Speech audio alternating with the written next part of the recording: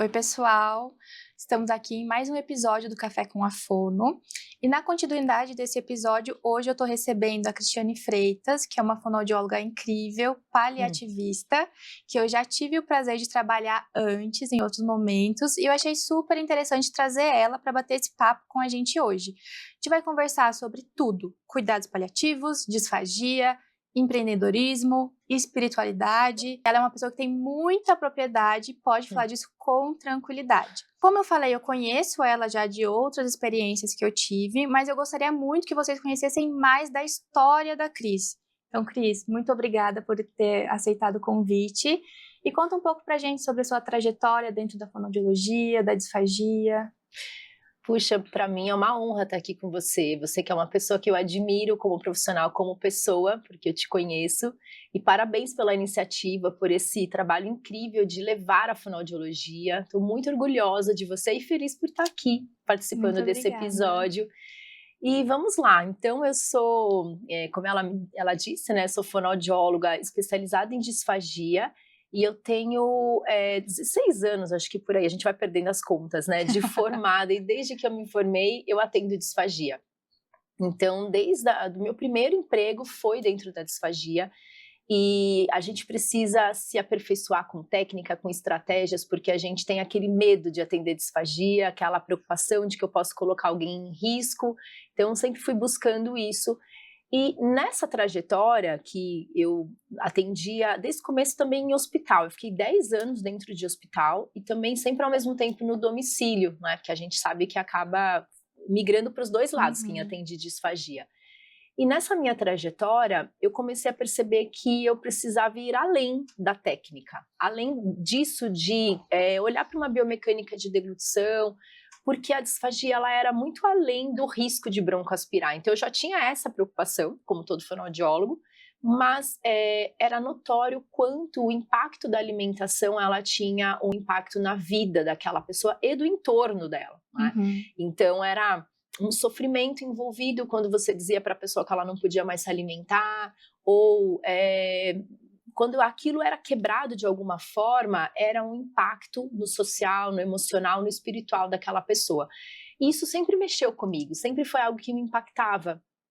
Mas na vivência ali prática da compaixão e essa sensibilidade, eu não me sentia pronta para poder fazer algo técnico pelaquela pessoa, porque você está ali como um profissional, né? Você não está, por mais que você tenha vínculo, você não está ali pela pessoa em si, como alguém da família, você é um profissional.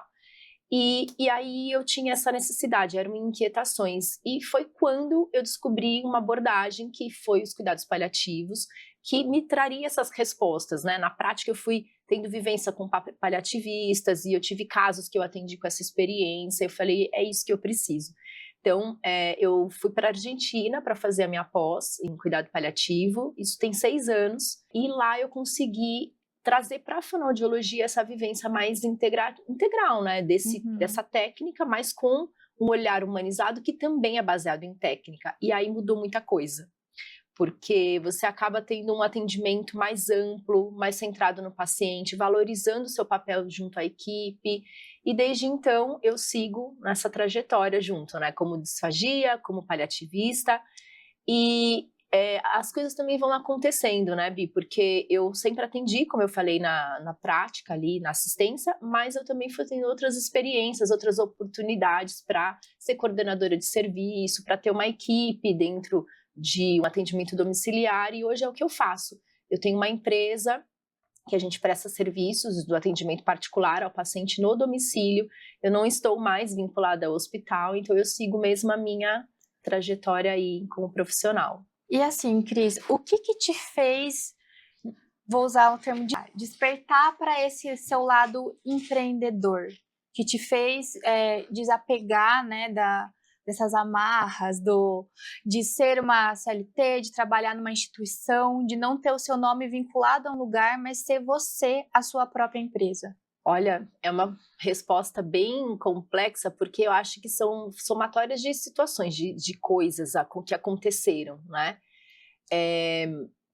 Mas muito era ter tempo, eu valorizo muito o tempo, que eu acho que qualidade de vida, a gente fala tanto isso que é para o outro, né, qualidade de vida para o paciente, mas e a minha qualidade de vida? E o meu tempo? Então isso também era uma prioridade na minha vida, juntando a isso eu tive 2 filhos, e eu queria ser presente na vida deles, eu não queria trabalhar o dia todo e fim de semana, feriado, eu queria poder organizar minha agenda para ser presente. Mas eu acho que o que foi o ponto assim que me fez dar esse passo é quando eu percebi que eu não tinha como ser eu dentro das instituições. Então, dentro de uma instituição, você segue um protocolo.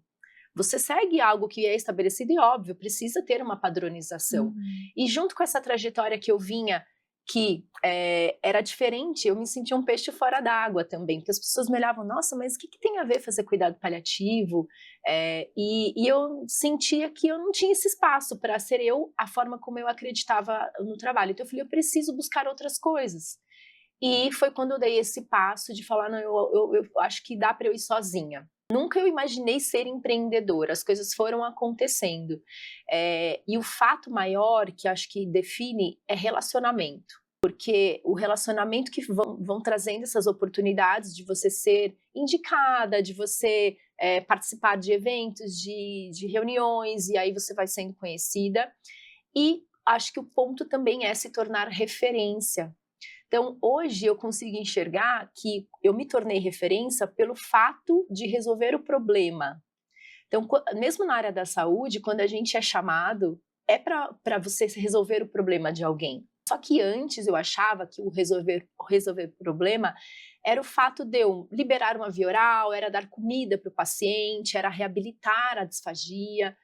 E depois, com essa bagagem que eu estava contando para você, eu percebi que era além o resolver o problema. Então, primeiro eu precisava entender o que é o problema do outro. Não era só eu dar o problema, porque às vezes a gente que dá o problema. Então, agora você não pode mais comer, você está dando um problema a mais. Então, qual é o problema do outro? E para isso eu precisava ter conexão, escuta ativa, vínculo, e aí a partir disso, com a minha expertise técnica que a gente é formado, eu, pelo menos, mesmo que eu não conseguisse sanar aquele problema, mas de você diminuir o impacto do problema, essa gravidade do problema, você aliviar o sofrimento.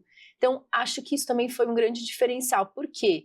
Na prática, eu fui tendo mais vínculo com as famílias, conexão, sabe, com o paciente, e esse boca ele é esplêndido, né? Ele tem um poder tremendo. E não só porque outras famílias, mas porque a família fala para a equipe de você. Então ela fala para o médico, a fono do meu familiar, eu confio nela, eu quero saber a opinião dela. E isso começou a mudar a forma como eu era vista. Então os médicos começaram, né, esse relacionamento com os médicos começaram a fazer diferença. E, consequentemente, tudo eu acho que são consequências, né? Consequentemente, eu comecei a receber muitos encaminhamentos. E ao invés de eu achar que aquilo era um problema, porque você fica sobrecarregado, você fala, nossa, e agora como eu vou dar conta? Eu queria a minha agenda cheia, mas eu não queria ficar o dia inteiro na rua trabalhando horas, né? Enfim, eu vi uma oportunidade. Então, eu percebi que eu poderia ter um grupo de pessoas da minha confiança por acreditar na fonoaudiologia, porque não é só a gente pode se unir e fazer algo grandioso, né? Então, eu tive a sorte de encontrar pessoas nessa trajetória que eram pessoas da minha confiança, que trabalhavam de uma forma incrível, e é uma troca, então eu aprendo com elas também, e eu acabei montando uma empresa, e é o que eu faço hoje. Então, eu nunca imaginei ser empreendedora, mas as coisas foram acontecendo e eu acho que o que define é isso, é relacionamento e ser referência para resolver Não foi você que escolheu o empreendedorismo, foi ele que te escolheu, né? Ele aconteceu, né?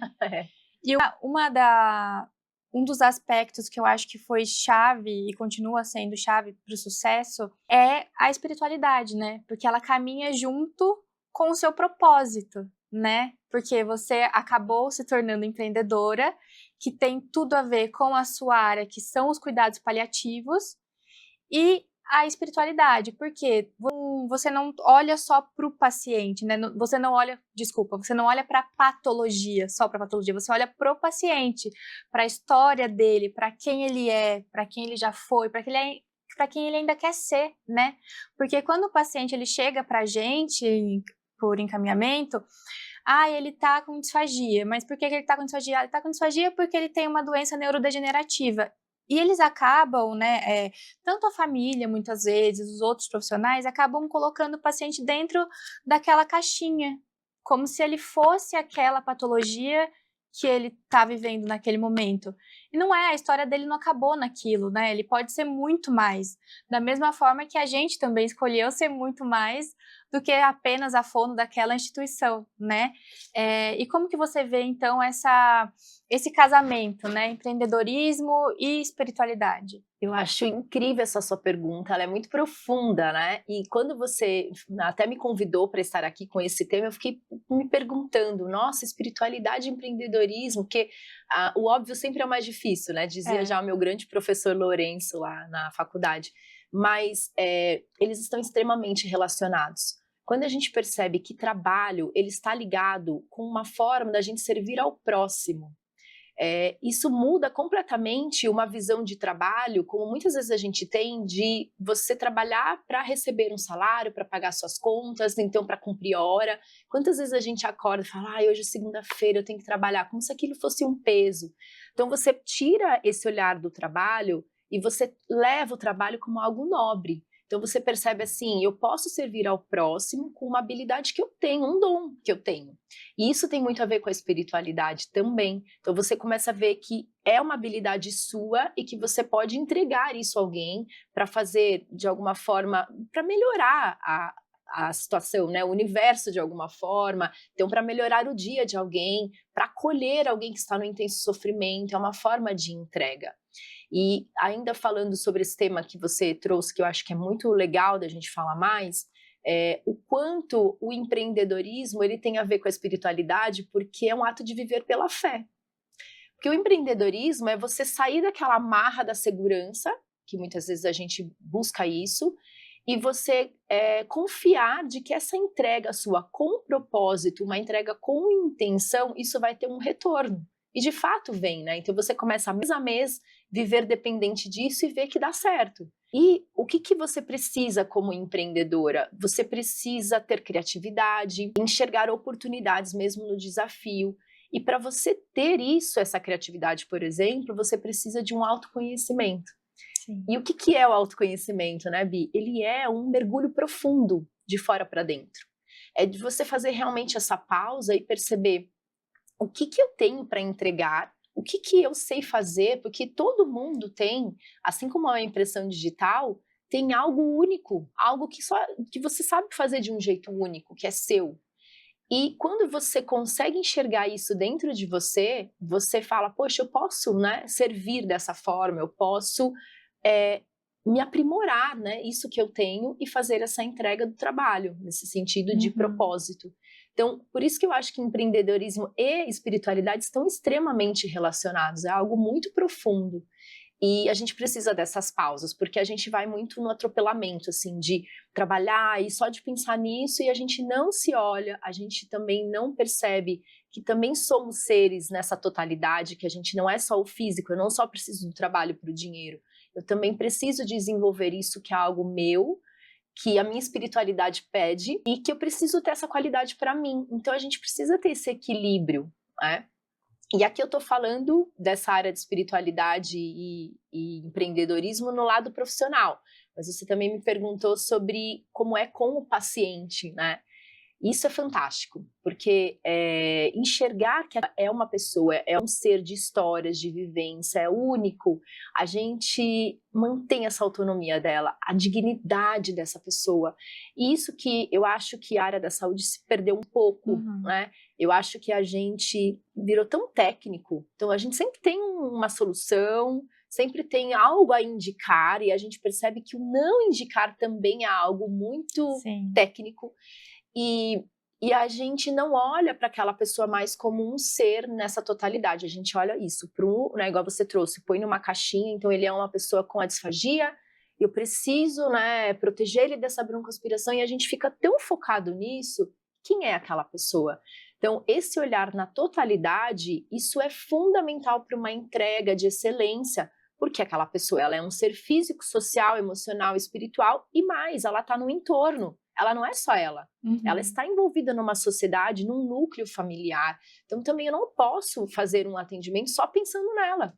Eu também preciso entender esse núcleo. Então, a espiritualidade, ela vem de encontro a isso, e ela ainda pode ser uma ferramenta de estratégia para essa pessoa que está no enfrentamento de uma nova realidade, porque ela está numa nova realidade. Então, ela vinha ali na vida dela normal e, de repente, algo bloqueou isso e ela precisa se ressignificar. Sim. E como que ela faz isso? Então, é nessa totalidade. A espiritualidade tem um peso muito profundo para que a pessoa também enfrente essa situação, a nova realidade. E nós, profissionais de saúde, somos ponte para isso. Só que às vezes a gente não sabe. E a gente tem que ter também essa humildade. No calor da emoção. Vai atrapalhar agora. Pode voltar? Ou tem que contar de novo? Ah, tá marcado. Tá. Deixa eu só dar uma ajeitada aqui. Tá bom. Não lembrei. E trazendo essa questão, né, de conseguir escutar e respeitar a história do paciente, eu acho que cabe a gente também ter essa humildade, né? Porque a gente chega como profissional, o que tem a expertise, o que tem o conhecimento técnico, mas ninguém vai conhecer melhor aquele paciente do que ele próprio, do que a família dele, né? Então, essa nossa humildade e resiliência, né?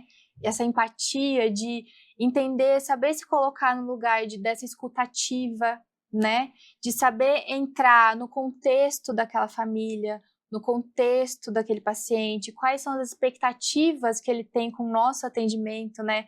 Porque eu acho que para dar certo esse empreendedorismo e essa espiritualidade, é a gente atender, saber se vai conseguir atender as expectativas, quais são as estratégias que eu vou traçar para conseguir chegar naquele objetivo e o porquê daquele objetivo, né? Porque nunca é só voltar a comer uma consistência, tem o porquê que ele quer voltar a comer aquela consistência. Muitas vezes tem uma memória afetiva, muitas vezes é uma questão da cultura, da religião dele, que a religião tem a tradição de comer um dado alimento que tem uma consistência que ele não está liberado.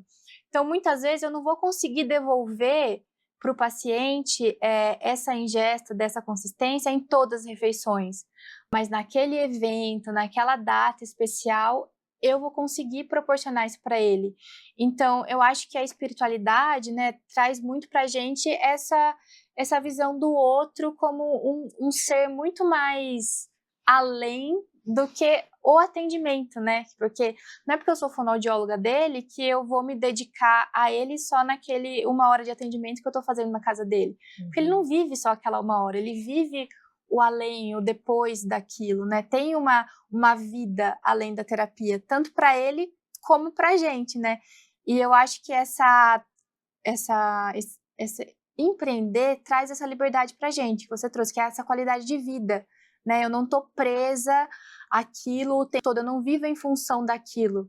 Eu consigo me priorizar, me cuidar, para naquela 1 hora que eu vou estar com aquele paciente, entregar o meu melhor, né? Estar inteira, não estar pensando no atendimento que eu vou ter que fazer depois, eu tô pensando nele, no que é melhor para ele naquela hora, né? Fantástico, Bi. E é muito legal ouvir isso, né, do que você está trazendo. É uma visão tão humanizada da fonoaudiologia que eu acho fantástico você falar sobre isso, porque acho que é o que falta para a gente ocupar esse espaço que é nosso, que a fonoaudiologia faz tanto, essa humanização, porque hoje eu vejo algo assim, acho que não só a fono, a área da saúde como um todo, esse olhar técnico, né, de você, igual você trouxe, chegar lá para atender um paciente, então eu sou a autoridade, eu sei, eu tô vendo uma avaliação que você tem um problema. E aí a gente só foca naquilo, né? E aí a gente não enxerga quem é aquela pessoa por trás e como que nós vamos lidar com esse problema juntos, porque agora o problema é de todo mundo, nosso também, para poder fazer uma diferença ali naquela qualidade de vida daquela pessoa e daquele entorno. Então, esse olhar que você traz, eu acho isso incrível, porque é você enxergar aquela pessoa como o centro do cuidado.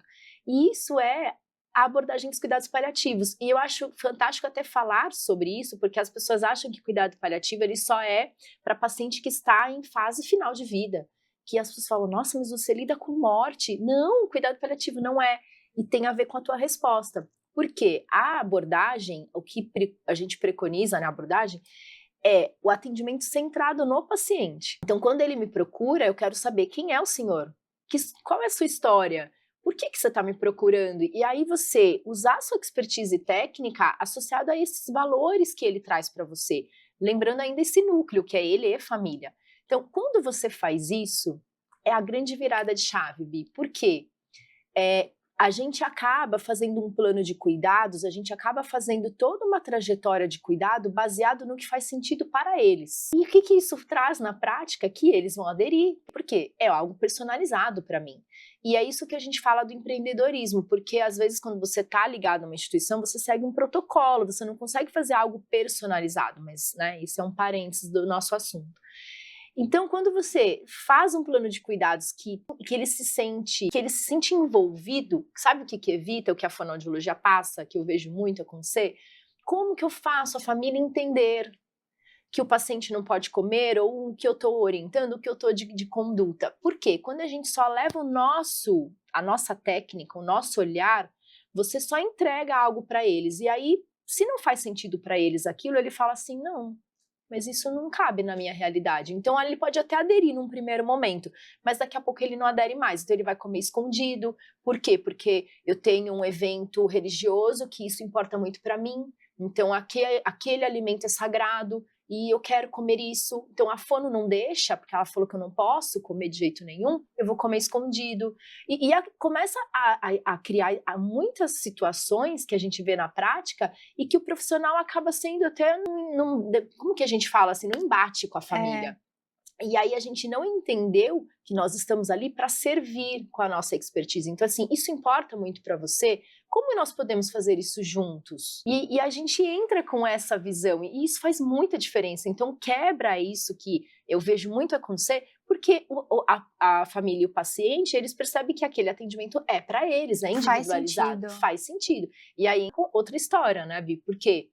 Isso é entre o teu vínculo ali naquele núcleo, mas tem uma equipe por trás. Então, às vezes, o médico, a nutri, enfim, o físio fala, mas ele não pode comer isso, ele vai broncoaspirar. E aí você diz, mas isso importa para ele. E eu estou aqui por ele. Então, como que nós podemos usar um caminho do meio para que valorize o que importa para ele e a gente faça esse cuidado técnico, que também existe uma indicação técnica, e isso é um grande desafio. Então, o que isso eu trouxe com a minha bagagem de cuidado paliativo me ajuda muito? É entender de princípios bioéticos, é entender de fase de doença. Então, é muito diferente um senhor com 80 anos e que tem um Alzheimer e me pede para comer, né, mesmo que ele está numa fase moderada, do que numa fase avançada de doença. Então, quando a gente não entende de fase de doença, a gente engloba tudo no mesmo cenário. Então, ele tem uma disfagia, ele tem idade avançada e progressiva, uma doença. E a gente não olha para isso tudo. Então, é muito mais fácil a gente propor ações que são inapropriadas, ações que não fazem sentido para o núcleo, e aí que entram os conflitos. Uhum. Então, olha quanta coisa que o fonoaudiólogo que atende disfagia precisa se capacitar, precisa buscar de conhecimento para oferecer esse atendimento, porque ele não está lidando só com uma dificuldade de engolir, ele está lidando com uma pessoa que está com essa nova realidade e que isso impacta em todo o cenário dela de vida, né? É exatamente o que você trouxe, não é que ele está, né? Assim. Ele está. E outra coisa é o quê? Essa visão dos cuidados paliativos que eu escuto muito, assim, não, mas ele está em cuidados paliativos, posso liberar qualquer coisa. Assim, não é que você vai proibir, você pode liberar um alimento que faça sentido, que ele faz parte da história dele, tem um evento projeto, mas como profissionais, com expertise, a gente vai ver a melhor forma, né, de ofertar. Ah, ele precisa comer esse sólido, mas ele só tem pastoso. Tudo bem, a gente vai bolar uma estratégia, uma manobra, alguma compensação que ele consiga fazer para diminuir o risco dessa oferta, né? Exato. Então é isso que cabe a gente, não é restringir, mas adaptar para oferecer o menor risco possível. Perfeito. Como em qualquer outra profissão, né? Porque o pessoal também traz muito assim, fonoaudiologia, a responsabilidade é do fonoaudiólogo. Não é uma responsabilidade única e exclusiva do fonoaudiólogo. Cabe ao médico ser claro, tanto para os outros profissionais, como para o paciente, para a família, do nível, né, da patologia, do estágio que ele está, né, dessa doença. Quais seriam os impactos que isso traria para eles estarem cientes, para eles estarem de acordo. Para o fisioterapeuta, olha, ele vai passar por isso, né? Pode ser que aconteça aquilo. A conduta que a gente precisa que você tenha, caso isso aconteça, é essa, né? Então, toda a equipe está alinhada para o objetivo final do paciente, né? Porque não sou eu contra você, não é a fono contra o físio, não é o médico contra a fono, é todo mundo trabalhando para alcançar o mesmo objetivo. E é isso que traz esse sucesso no desfecho desse paciente e nessa parceria e trazendo essas indicações que você disse, né? Você faz um bom trabalho, você não precisa falar que você fez um bom trabalho. Você já fez a diferença na vida daquela pessoa. E aquela pessoa, ela é importante para alguém. Ela é o amor da vida de alguém. E esse alguém vai lembrar de você, vai falar, olha, foi ela que trouxe, ela que devolveu ele a tomar aquele picolé de maracujá que ele adorava. Foi ela que possibilitou ele participar do brinde do noivado da minha filha. Então, são esses detalhes que fazem a diferença, né? Então, a gente não precisa fazer muito. Eu falo que o mínimo que a gente faz bem feito, pra gente parece ser mínimo, né? Mas na vida do outro tem um impacto tão grande, tão significativo, e é isso que traz esse propósito, né, para nossa formação, para o nosso trabalho, que eu falo isso para todo mundo que eu converso hoje em dia. Graças a Deus, eu consigo escolher os pacientes que eu quero trabalhar. E eu sou muito feliz com os pacientes que eu trabalho, porque a gente tem essa conexão, esse respeito um pelo outro, pela trajetória. Eu estou oferecendo o que eu tenho de melhor, que foi esse dom que eu tenho, em troca de trazer despertar o melhor desse paciente também, dele estar bem para ele exercer o melhor dele. Então, eu acho que a fonoaudiologia é uma profissão maravilhosa, especialmente na disfagia, que tem muito caráter afetivo, né? A alimentação não é só nutrir, não é só ganhar peso, não é isso, tem todo um contexto social, emocional, porque o paciente, quando ele vai tomar o café da manhã com a família, é o momento que um vai contar qual que é o planejamento do dia do outro. A alimentação é incrível.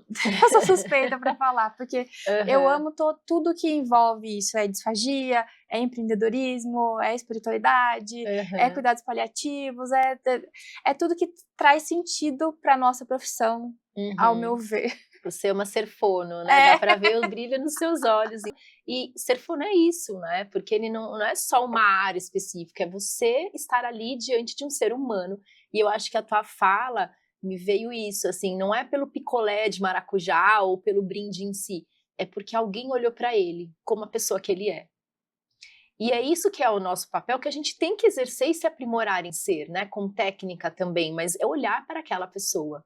Então, a hora que o paciente percebe que ele foi visto, percebe que a autonomia dele está sendo preservada, esse é o ponto. Esse é. E é essa sensibilidade que você está trazendo. Então, eu estou ali por ele, não pela disfagia. Eu estou ali me capacitando para servir como eu posso ser útil. Isso vai ser para cada atendimento. E essa construção de vínculo, isso é consequência, né? Na verdade, isso vai se fortalecendo cada vez mais. E a tua fala também lá no comecinho do que você me perguntou, sobre essa questão do cuidado paliativo, deixa o paciente comer o que ele quiser. Gente, isso, eu até agradeço a oportunidade de poder falar isso, porque é desmistificar mais um mito. Primeiro, cuidado paliativo não define por si só o paciente, porque que fase de cuidado ele está? Quais os valores? O que é essa autonomia do paciente? Então, primeiro precisa entender isso, porque só dizer que ele está em cuidado paliativo, isso não me dá muita informação. É muito raso. É muito raso. E aí, também tem esse mito de que quem está em cuidado paliativo nunca vai usar uma sonda. Todo mundo tem que comer. Isso também é mito. Por quê? Porque tem paciente que não quer comer. Tem paciente que vai se beneficiar de uma via alternativa sim, porque um dos princípios bioéticos é a beneficência, que é o benefício superar o risco. Então, todas as minhas ações, elas precisam estar pautadas nisso. Então, se uma via, um suporte vai ser mais benéfico, eu vou usar, ainda mais em fase moderada de doença. Então, a gente tem que analisar tudo isso. Mas eu acho que a fala entra mais nessa situação da fase avançada, quando o paciente, que todo mundo se comove, que começa a rolar até um contrabando, né? De, vem com uma Coca-Cola, uma coxinha que o paciente está pedindo. E isso é algo tão importante para o fonoaudiólogo perceber que ele tem que fazer parte, porque ele é o profissional que atende essa demanda da alimentação, que além da dificuldade de deglutição, a alimentação é um ato muito mais complexo do que o engolir. Então, o que acontece nessas horas? O fonoaudiólogo, ele vem para quebrar o ciclo do quê? Uma pessoa que está com uma disfagia nessa proporção, numa fase avançada de doença, comer o que ela quiser, da forma como ela consegue engolir, que é com uma disfagia, isso é um ato de malefício. Porque a chance dela, né, colocar-se em risco de broncoaspirar, não um engasgo maciço, uma broncoaspiração que pode ter um declínio funcional, algo que poderia ser evitado, isso é malefício. Então, o que a gente olha como um fonoaudiólogo até paliativista? Eu me importo, eu valido que você quer uma coxinha, eu vou avaliar a sua biomecânica para ver como que eu adapto essa coxinha e você ter o prazer e uma alimentação que seja a mais segura possível, no sentido não de segura, porque às vezes a gente não consegue garantir segurança total, mas minimizar os danos. Isso é, gente, divisor de águas. É um papel de facilitador, né? Facilitador. Minimizar. Então, como que ele consegue engolir essa coxinha ou ter o contato desse alimento de alguma forma que vá sanar esse desejo, que vá respeitar a vontade e a autonomia desse paciente que está nos pedindo, e com essa técnica que o fonoaudiólogo tem um arsenal de técnicas terapêuticas. A gente tem uma variedade de técnicas que a gente já sabe fazer e que ajuda muito nesse processo. Então, é mais um ponto que o fonoaudiólogo precisa saber atuar em qualquer fase de doença, porque nessa situação, com esses mitos, isso acontece. Deixa o paciente comer o que ele quer, da forma como ele consegue, suspende a fono, porque não tem mais o que fazer, e aí quem sai perdendo é o paciente. Engasgar não é conforto. A gente não está dando suporte a ele numa alimentação que no momento que ele precisa muito de um suporte de alimentação. Então o profissional a gente precisa entender do nosso papel, como a gente pode ser útil em qualquer cenário, né? Então nem sempre a gente vai reabilitar, porque a gente foi formado para isso. Então quando a gente não enxerga um cenário que eu posso reabilitar completamente, eu acho que eu não posso caber ali. Mas você entender que você também é um facilitador, que você também é um agente na manutenção da autonomia do seu paciente, que você pode promover qualidade de vida, minimizar os danos, isso é o papel fantástico do fonoaudiólogo também, e que ele precisa entender que é o papel dele. Sim. Cris, agora para fechar, eu queria que você trouxesse pra gente um ensinamento que você não aprendeu em nenhuma pós-graduação, não aprendeu na graduação, mas que assim você acha fundamental para o profissional fonoaudiólogo que vai trabalhar com disfagia, que quer ser empreendedor e que quer estar alinhado com os cuidados paliativos e a espiritualidade. Uau! Olha, o que eu aprendi nessa trajetória foi exatamente isso, de enxergar a pessoa como um todo, de enxergar que nós somos seres humanos ao lado de outro ser humano e que a gente precisa ser útil com aquilo que a gente foi formado para ser, que a gente tem uma expertise mesmo que pode fazer a diferença, mas como que eu uso isso em prol do que importa para o outro? Acho que isso foi uma coisa que eu não aprendi. Então eu aprendi muitas técnicas, né? Hoje a gente tem tecnologia na fono, muita coisa avançada, isso é fantástico, mas eu não tinha aprendido a alcançar o outro. Eu não tinha aprendido como que eu posso acessar ele. Isso foi a minha maior experiência. Até diante dos lugares que eu vim, que eu passei, que eram pessoas, né, muito importantes, né, aqueles pacientes que têm muito esclarecimento, eu tive essa oportunidade de aprender com eles, em algum momento eu pensava assim, eu não sei como acessar esse paciente, porque eu tenho a minha formação, mas eu chego aqui diante disso, não basta a minha técnica, o meu diploma, os cursos que eu fiz. E aí eu comecei a entender isso, que eu estava ali diante de outro ser humano e que normalmente esse paciente que mais demanda, que ele é mais inacessível, é o que mais está sofrendo. E eu comecei a perceber esse meu papel como profissional, como fonoaudióloga. Então, ninguém me ensinou isso e eu fui buscar. Então, foi por aprender sobre cuidado paliativo que eu aprendi a dar nome às coisas. Isso que eu tinha já como compaixão, como sensibilidade, eu não sabia dar nome a isso, e eu não sabia como que eu lutava por aquele paciente, como que eu dava voz a ele, porque às vezes ele vinha desabafava comigo e dizia para mim, Cristiane, eu não estou interessado nessa sobrevida, se eu não puder comer ou eu não quero mais comer, a gente vê vários cenários. E eu não sabia o que fazer com aquilo, porque eu não conseguia enxergar ele nessa totalidade, e eu não sabia discutir com a equipe, por exemplo, e aí, o que eu faço com essa informação? Então, o cuidado paliativo, né, trazendo toda essa junção, ele me trouxe técnica para fazer isso. Então, existem princípios, existem realmente um olhar técnico para saber como ajudar esse paciente na sua totalidade, todo o seu núcleo. E eu recomendo que todo fonoaudiólogo busque a abordagem. Mesmo que você diga assim para mim, mas não é meu perfil, eu não quero atuar numa equipe especializada. Ok, isso é perfil mesmo. Mas você saber identificar o menor sinal de sofrimento, porque a abordagem ela é indicada para todo paciente que está em sofrimento diante de uma doença ameaçadora da vida. Então, você saber identificar o menor sinal de sofrimento do seu paciente, que pode ser além do físico, pode ser além, né, dessa disfagia, o impacto que tudo que ele está passando tem envolvimento no social, no emocional, no espiritual dele. E você conseguir acolher esse paciente como um todo. Então, esse fonoaudiólogo que tem o conhecimento, ele tem essa visão ampla, que vai além da técnica, vai além de enxergar uma biomecânica de deglutição. Você aprende a enxergar como um profissional aquela pessoa, como um todo. Então, e acho que, em relação ao empreendedorismo em si, eu deixo aqui uma questão para as pessoas, né? Sigam aquilo que é da tua essência. E a essência é esse autoconhecimento profundo. Então, pare para se ouvir, para perceber o que você tem para entregar em relação ao seu trabalho, ao que você sabe fazer, aos insights que você tem, que a experiência traz. E confie nisso, né? Isso também tem a ver com espiritualidade. Confie e siga, porque os caminhos vão se abrindo. E aí, quando você é fiel à tua verdade, as consequências elas vão aparecendo. Então, acho que empreendedorismo também está relacionado a isso.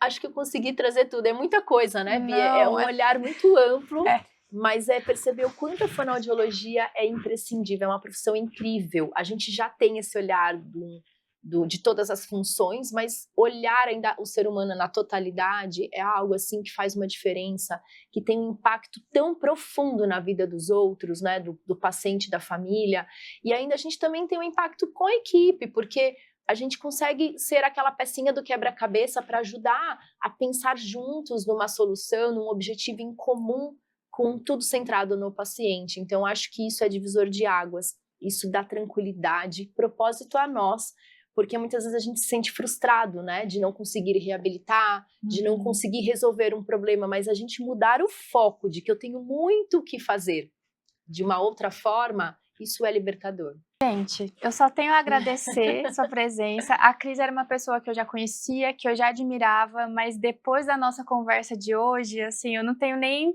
palavras para descrever, assim, a minha admiração por você, pela pessoa, pela profissional, por tudo que você representa para a nossa profissão, porque eu acho isso maravilhoso. Obrigada, Bi. Acho seu trabalho lindo. Ela tem um curso do manejo das disfagias, né, em pacientes de cuidados paliativos e no contexto geral. Recomendo, é incrível.